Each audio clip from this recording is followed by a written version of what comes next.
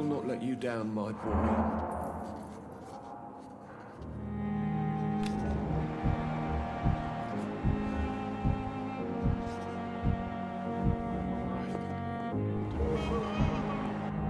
Sweet girl. Like a book. I'll never could. Good evening, sir. I'm Dr. Reed. I believe we're going to be colleagues. Reed? Yes, I've been informed about your arrival. I'm Waverly Ackroyd. Welcome aboard, I suppose. Does my arrival inconvenience you in some way, Dr. Ackroyd? Let us just say that I don't particularly share Dr. Swansea's enthusiasm for hiring you. What we need here are reliable professionals, not overrated dabblers.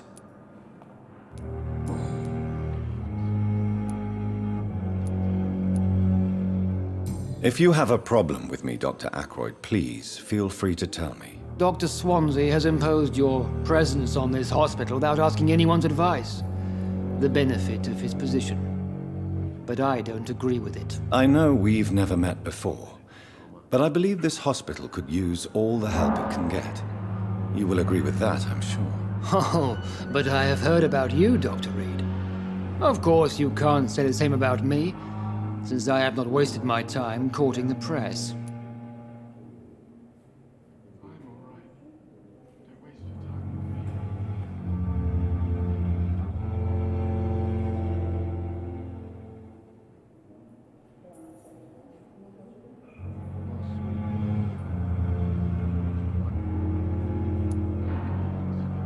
Aren't you too old for such jealousy?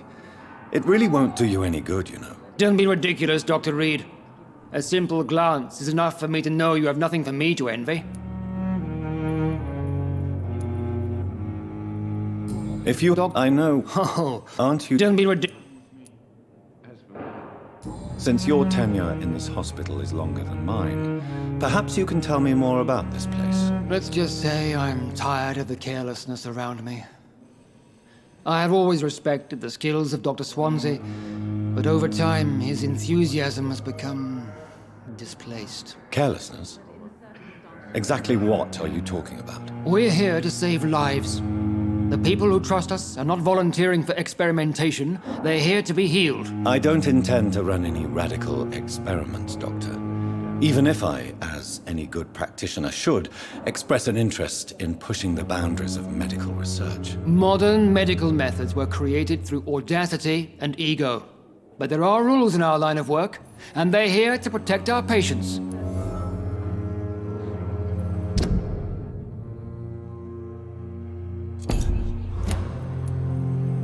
Tell me, Waverly, what do you think of Dr. Strickland's enthusiasm for his experimental research? Strickland is playing with his patients' lives for pride and glory. Now that, sir, is unethical. Are you thinking about something in particular? Harvey Fiddick needs delicate surgery. I believe we should stick to the usual procedure, but my young colleague obviously disagrees.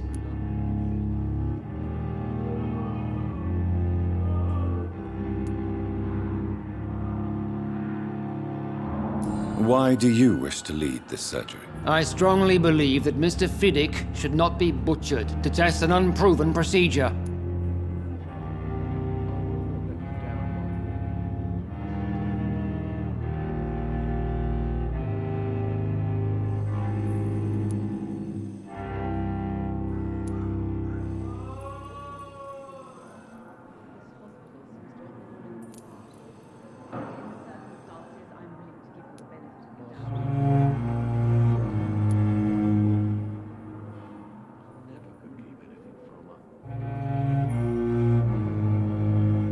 Other people may say that's too conservative a point of view. Conservative? And what are you going to say to Mr. Fiddick if he loses his arm because of the operation? Because that's what's going to happen if the surgery is a failure. And are you not afraid that your rivalry with Strickland may be blinding you? Rivalry? I guess you could call it that. But I will never be childish enough to let my personal feelings affect my judgment. Why do I'm other... conservative.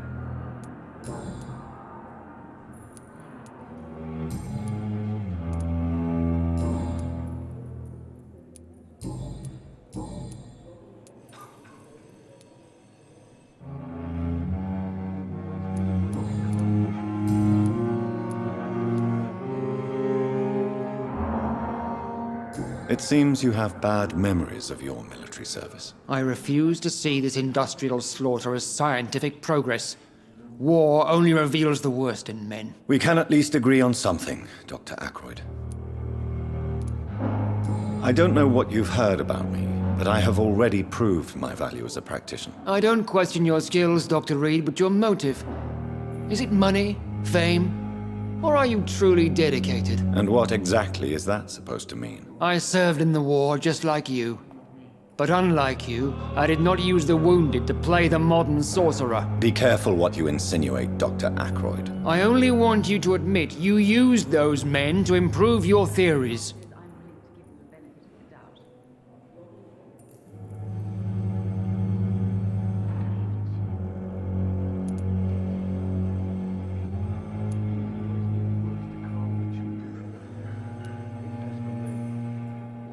I don't see any reason why I should justify my actions to you. That's true, Dr. Reed.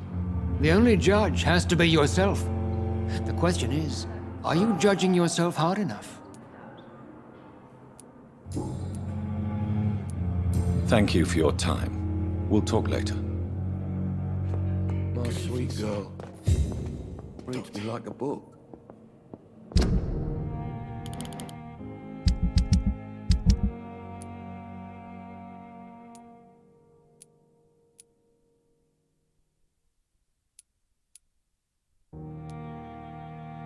Never could keep anything from her.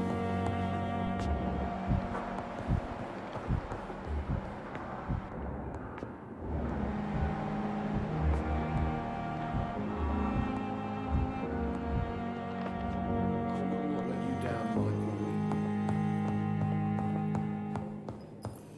This hospital seems to be falling apart, but in circumstances, I still have the benefit of the doubt.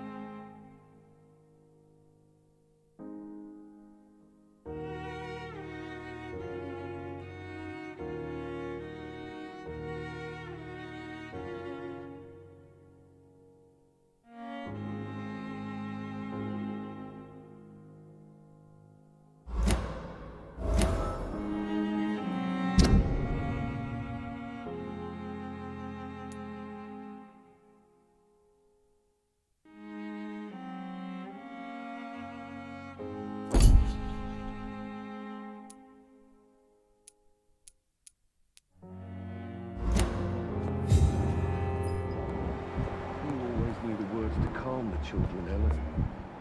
As for me, what a blundering idiot. Good evening, sir. I'm Dr. Reed. May I help you? I don't know if a third opinion is needed. Your colleagues are already arguing about my condition. I see. Would you mind telling me more about your situation? I'm Harvey Fiddick. All I want is to get me bloody arm fixed properly.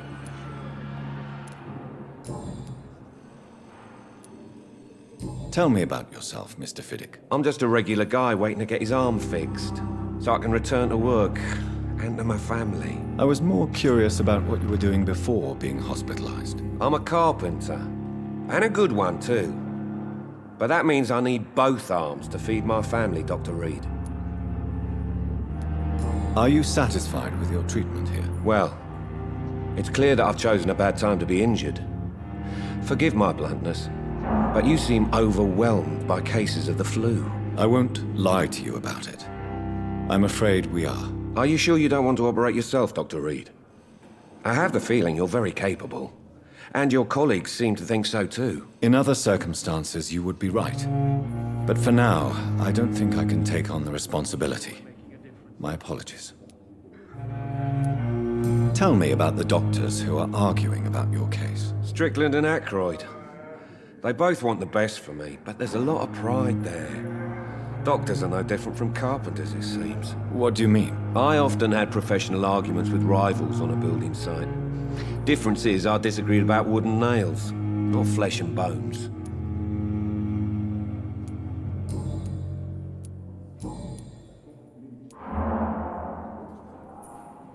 You seem worried about the safety of your family. And it's obviously the reason why your wound troubles you so much. I cannot give up on my children now. They both need me living. What about their mother, if I may ask? She died in 1915 during one of the first Zeppelin raids. We never found her body.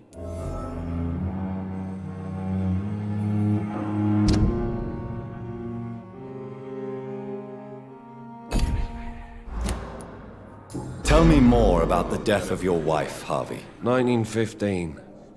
I was in the army, building workshops for the Royal Flying Corps. Helen was happy I wasn't sent to the front. What happened? The Germans sent Zeppelins to bomb the construction site, but they missed their target.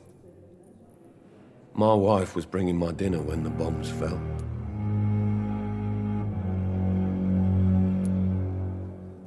I'm sorry for your loss. So many died during the bombings. I served in France and witnessed the carnage there. I would like to say that she didn't suffer. Truth is, I have no idea. I just know that I'm all that me kids have. Poor little bleeders. How are your children after losing their mother? They were smaller then. The only good thing about this is my Helen didn't bring them with her that night.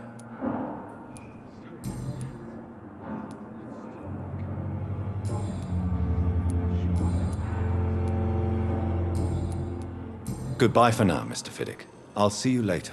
I will not let you down, my boy. So tired. Will this shift never end?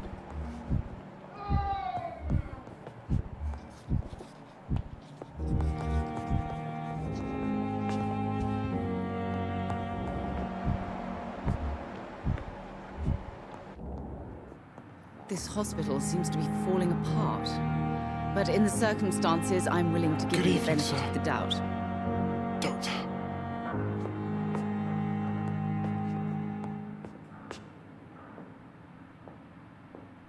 Good evening. I'm Dr. Reed. Can I help at all? No, Really? Why are you here then? I don't want to talk. My throat hurts too much. I suppose that this pain is the reason you're here. Is someone taking care of you? Yes. And no. Could you at least tell me your name, sir? Mortimer. Mortimer Goswick. This hospital seems to be falling apart. How painful is your throat, Mr. Goswick? So painful I'd rather not talk at all, Doctor. I'm sure you realize a doctor and his patient have to communicate, sir. Would it help if I gave you some paper and a pen? Not really. I see. Then maybe it's not just your throat that hurts, Mr. Goswick. Perhaps your sore throat is just the consequence of something more hurtful. Yes, maybe. But in the circumstances, But I don't want to talk or even write about it now. How painful. So painful. I'll let you get some rest then. Good evening, sir.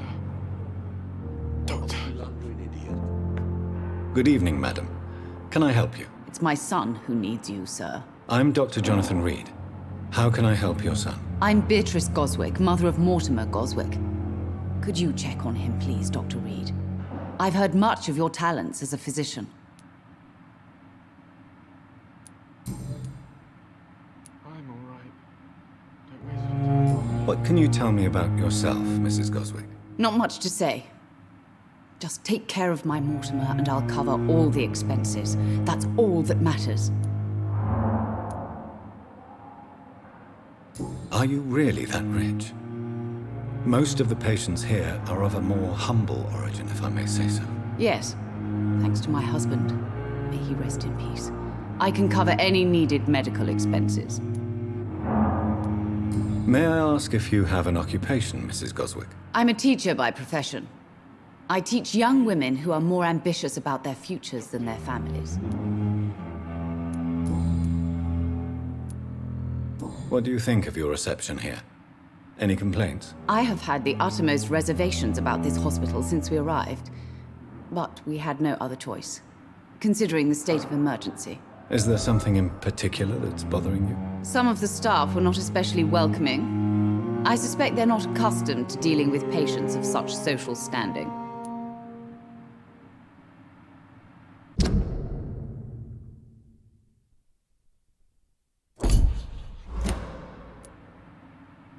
Tell me more about your arrival at the Pembroke Hospital. What gave you such a bad first impression? The ambulance driver was quite rude, for a start.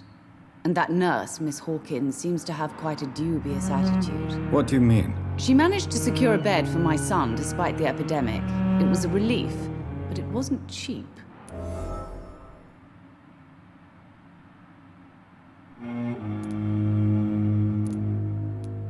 She charged you for a bed? Yes, and I paid without question, considering the urgency of the situation. I share your concern, Mrs. Goswick. Be sure that I'll talk to the people involved. I don't expect compensation, Dr. Reed. But I'm aware such behavior would not be tolerated in other hospitals.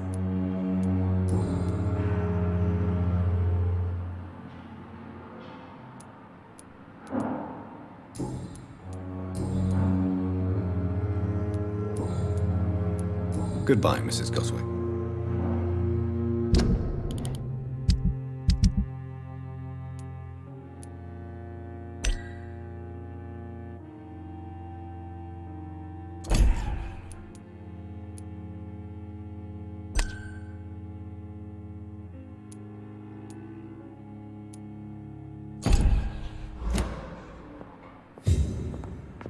Good evening, Mr. Goswick.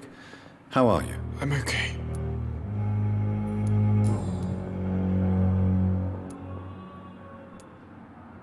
Why did your mother have you hospitalized here?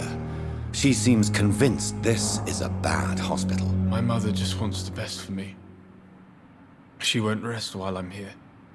She'd go all the way to hell and back to help me. Pembroke Hospital may look unorthodox, but rest assured you're in good hands here. It's not me you have to convince, Dr. Reed. It's my mother. Is your mother bothering you? As your doctor, I can ask her to leave you alone if you would prefer. That's tempting, Doctor. But you have no idea what my mother is capable of. She would tie herself to my bed if you asked her to leave. How painful is your throat, Mr. Goswick? So painful, I'd rather...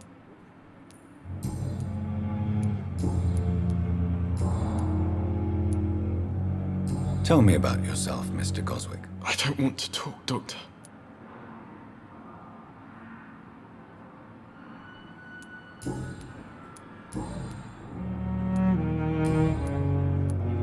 I have to go now, sir.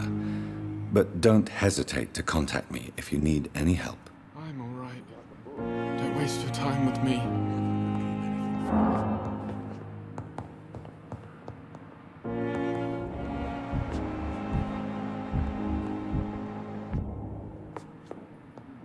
Good evening, Doctor.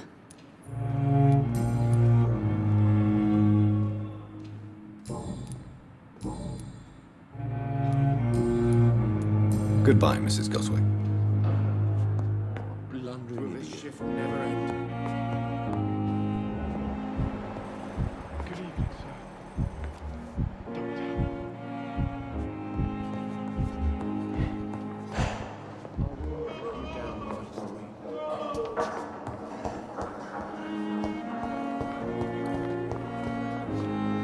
Good evening, nurse. Good evening, Doctor. I don't think we've been introduced yet. My name is Pippa Hawkins. And I'm Dr. Jonathan Reed. Dr. Swansea has recently offered me a position in this hospital. Well, it's a euphemism that your help will be appreciated, Doctor.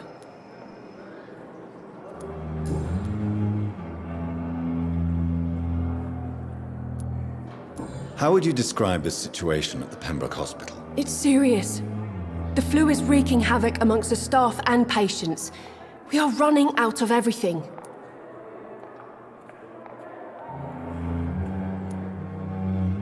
You must get a hold of yourself, nurse.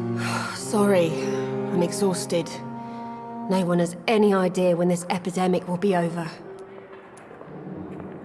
Nurse Hawkins, the Spanish flu won't last forever. Even the Black Plague didn't kill everyone. I wish I could believe you. But what if this epidemic was worse? What if in the end, nobody was spared?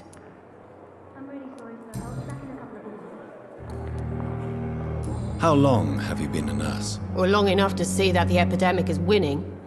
And no matter how qualified you are, don't tell me you'll change that.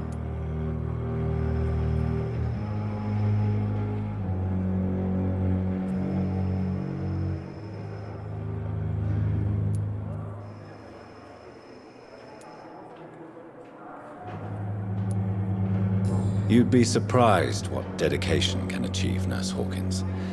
In medicine, sometimes we're just a test result away from a miracle. Sorry, Doctor. I don't want to sound bitter, but I'm just too tired to give a pep talk like Nurse Brannigan. How is the Pembroke staff coping with the epidemic? Well, not well. Milton, the ambulance driver, is even more grumpy than usual, especially concerning doctors. Why is Milton grumpy on a daily basis? Is it just an act? Milton's not the kind of man who's bothered about a bad reputation, whether he deserved it or not. Why does Milton dislike doctors? I don't know. Just ask him. But be warned, Milton is not the chatty type.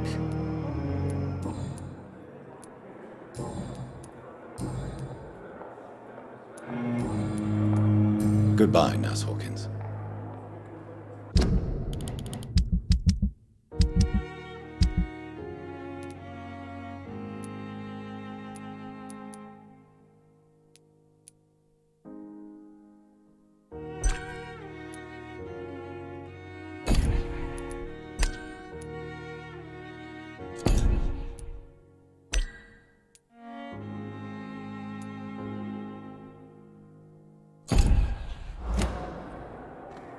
Good evening, Nurse. Good evening, Doc.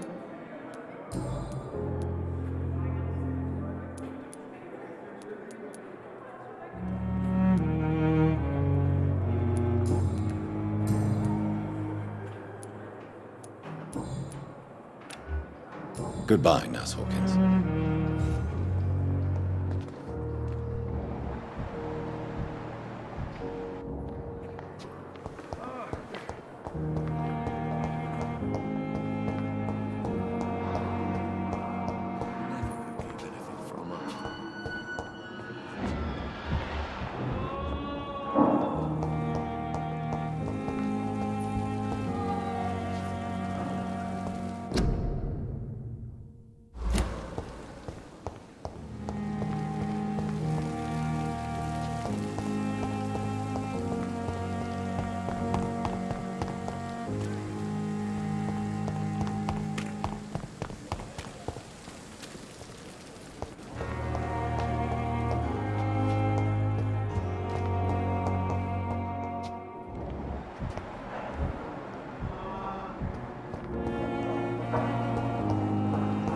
Thelma Howcroft said she was being watched by vampire hunters.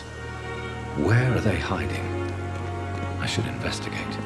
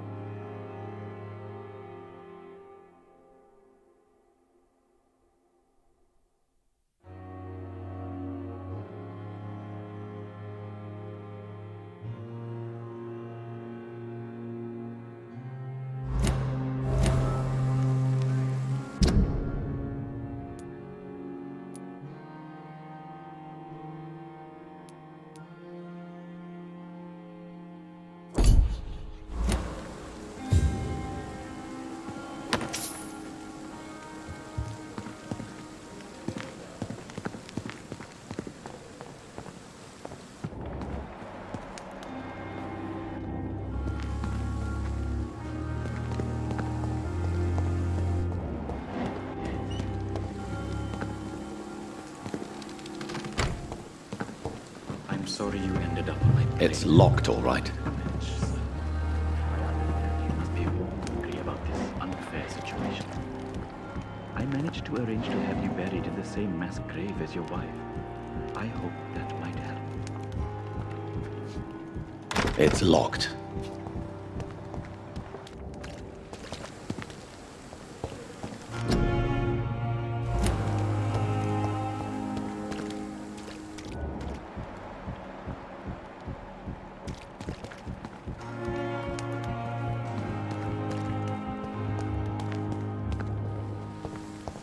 I'm sorry you ended up on my plain and cold medical bench. I understand you must be very angry.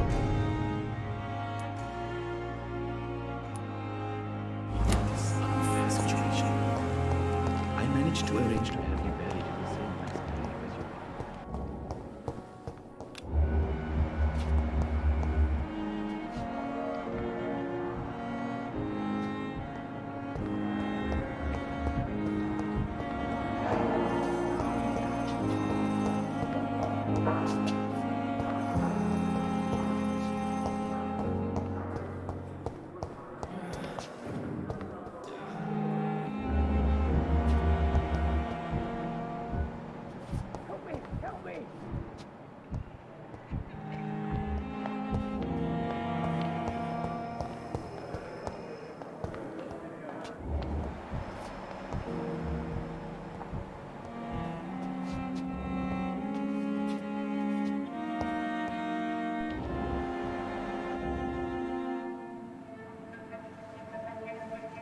You don't mind if I search your pockets, do you, sir?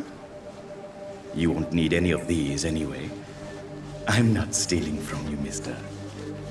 I'm only redistributing your belongings to people who need them more than you. You see, no one has claimed your body, sir, so it would be such a shame to bury you with your valuables. I will not forget you, sir. And I thank you for your generous donation.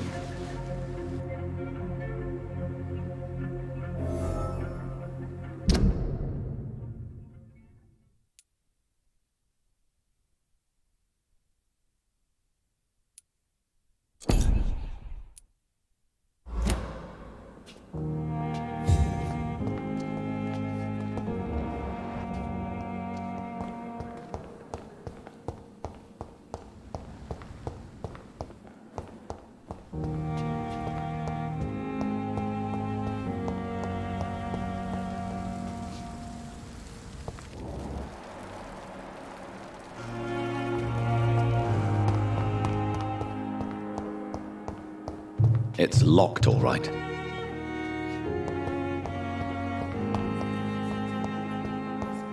Nowadays.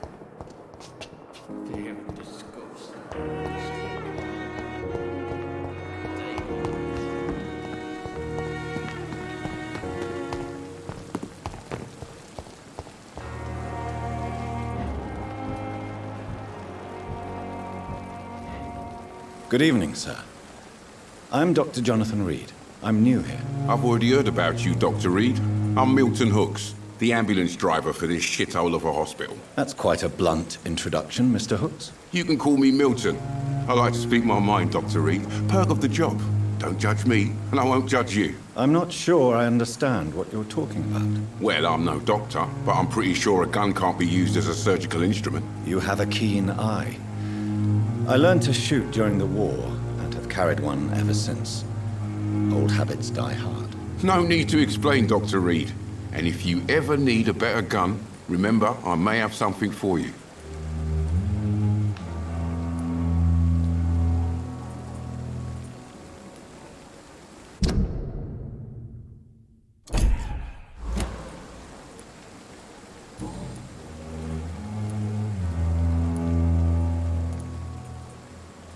How is the situation around here? You want to hear the situation is all right? It's fucking awful. We lack everything, and it's getting worse every day.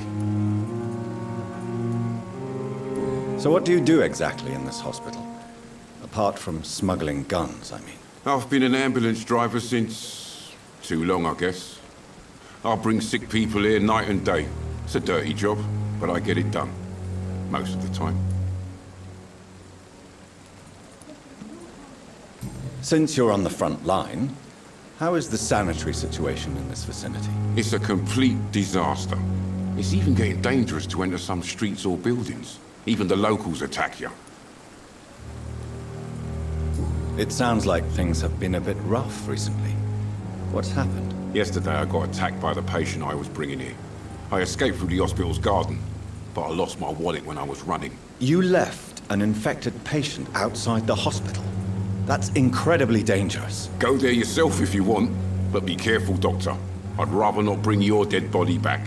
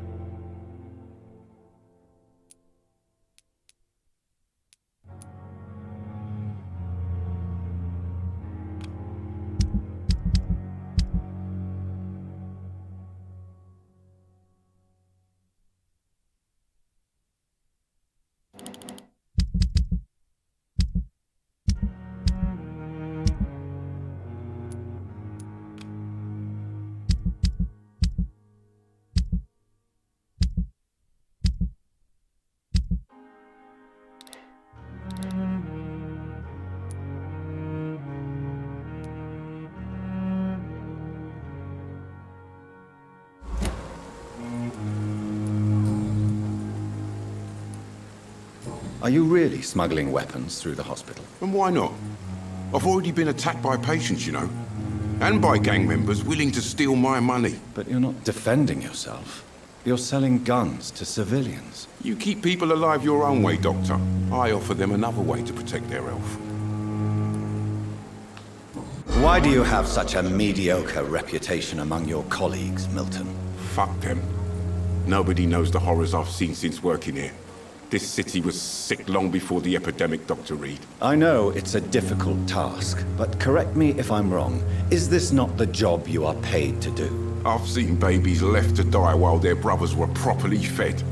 Underage girls and boys sold to all manner of perverts. I'm sorry, I don't know what to say. Yeah, exactly. We lack words. So excuse me if I don't look on the bright side of life.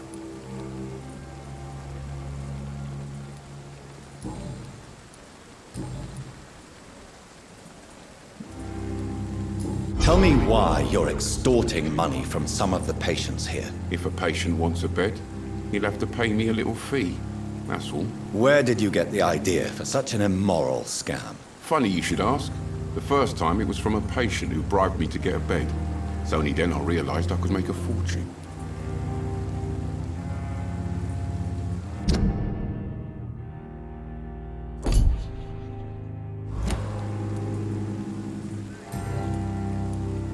I'd like to see your goods. Wise choice, Dr. Reed. A reliable gun is what everybody needs these days.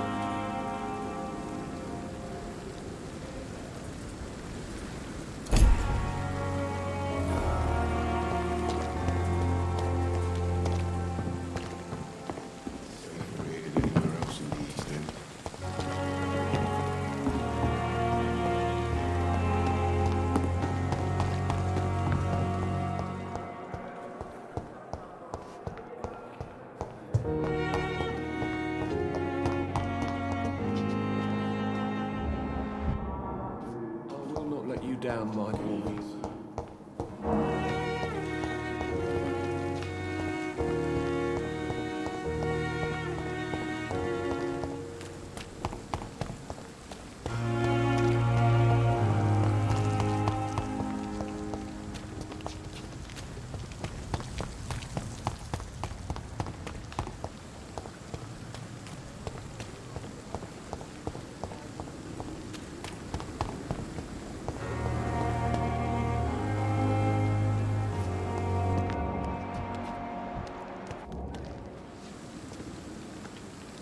Good evening. I'm Dr. Reed. Always a pleasure to meet a colleague, sir. Especially when he was supposedly dead. A colleague? Are you a doctor too? Not anymore, sir. I used to be Dr. Rakesh Chadana. Now, I'm just Mr. Chadana, pawnbroker and humble guardian of this morgue. What do you mean, you used to be a doctor? Was your license revoked? No, sir. It is just that I like to be precise. I run a little pawn shop while taking care of the dead. But I used to be a real doctor.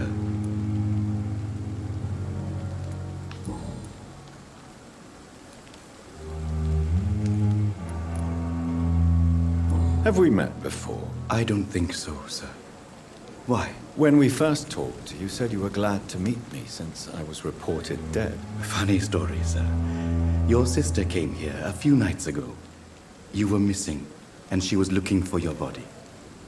She must be very relieved now.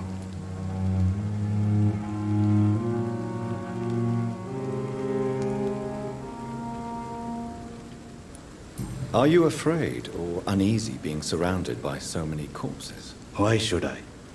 These bodies are empty vessels. Flesh left to decay. Poof.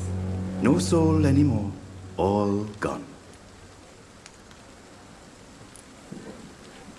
An interesting point of view. And quite an exotic one, too.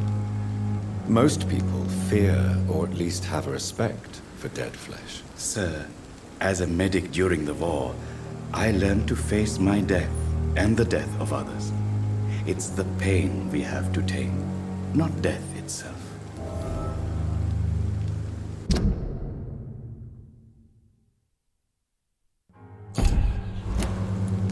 How did you get this job? After I left the army, I worked as an undertaker down by the docks. A dangerous place with many an unpleasant business there. Milton Hooks helped me get a job here.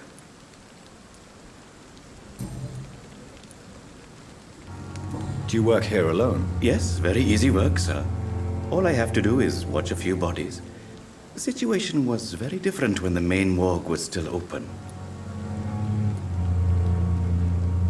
Why do you have to watch these bodies? Because these poor fellows have no names. We keep them in case someone comes looking for the missing. Sadly, very rarely happens. Why close the hospital's main morgue? It was for sanitary reasons after the beginning of the epidemic.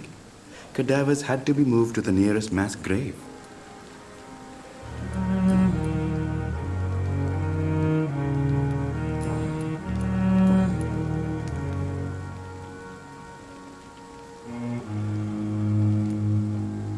A pawnbroker? I expect you get all types of people here. Yes, sir. All kind of people. For I sell all kind of goods. Who comes here to trade with you?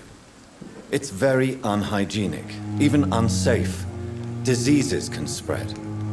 For the customers, for the hospital. I'm very cautious, sir. I've been a doctor, remember? And all my clients are good people. In fact, I think I only know good people. What kind of goods? With the quarantine, it's not always easy to buy things. So I trade, I exchange. Some people sell, some others buy. I like to help. How dare you steal from the dead, Rakesh? Is that what your pawnbrokers is really about? These people are dead, sir. What they possessed could be useful for the living. And I'm sure they would agree if they could speak.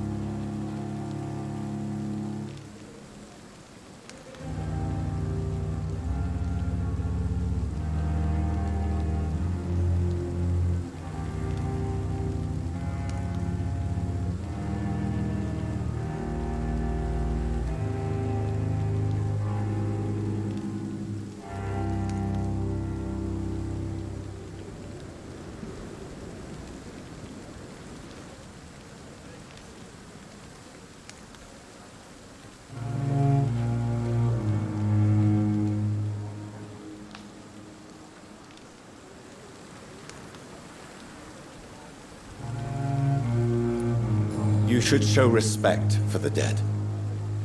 What about their loved ones who may treasure these items you sell? The bodies I watch over are the unwanted and undesired, sir.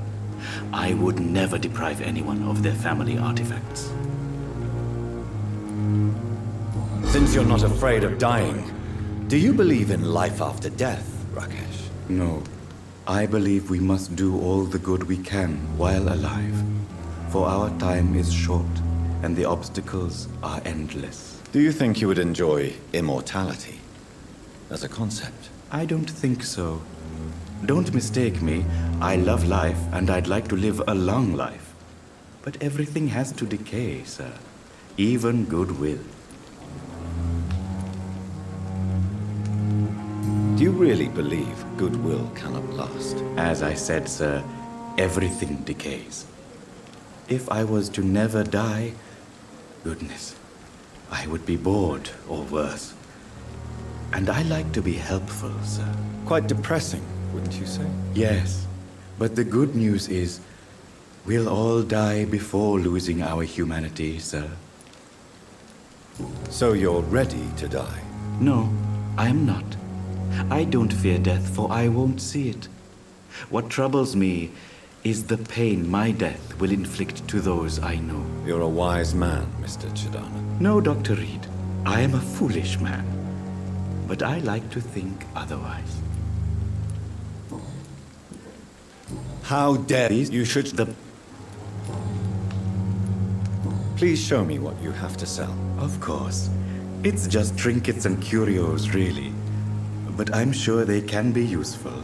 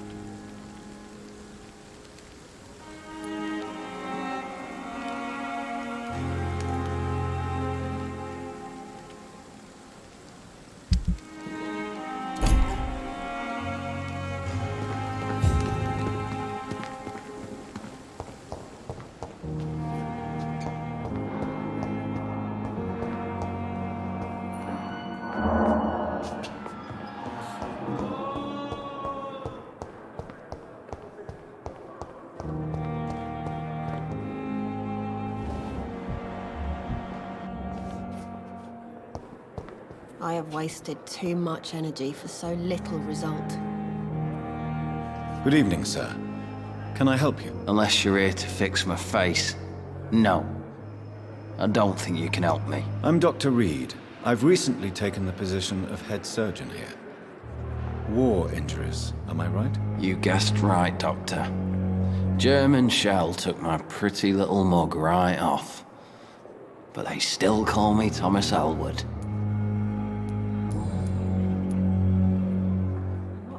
How is your stay with us, Mr. Elwood? Oh, it's bliss. I just escaped death in the trenches to be surrounded again by the moans of the dying. Can I ask you precisely why you're a patient here? It's the pain, sir. The drugs don't work. It just hurts under the scars, if you get my drift. Can I do anything for your pain? Nurses gave me a bunch of pills. No effect. Told you. It's like the flames are under my skin, burning away. Who is treating you? Is someone in particular looking after your case? Nobody since the old and tired doctor spoke to me. Started to think I was forgotten about. Wouldn't blame you. You don't seem worried by that. My face hurts so much more when I smile or cry. I've learned it's easier not to speak. But be assured I'm smiling inside.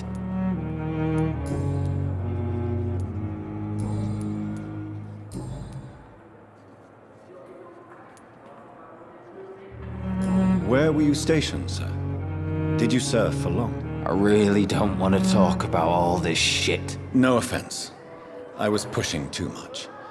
I served in France myself. I just wanted to know what happened to you. You were an officer, weren't you? Then I doubt we fought the same war, sir. No offense.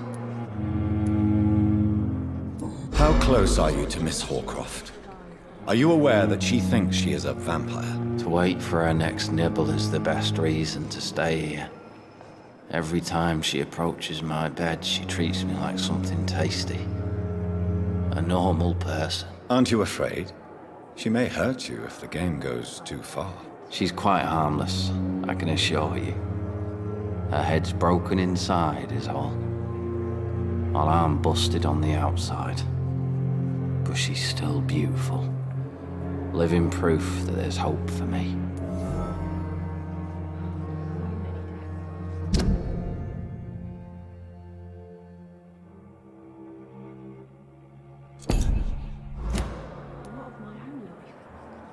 So do you let her bite you? You know that's not sanitary. And why not? She's only supping a few drops of me blood. And the pain, it's real for once. She could decide to bite less willing patients. Then it's another good reason for me to stay here, Doctor.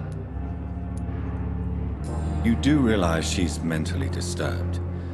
It's called the Cotard syndrome. She truly believes she's a vampire. In her madness, she never refers to my scars. And frankly, if I could, I'd join her world. It seems much more fun than the real one.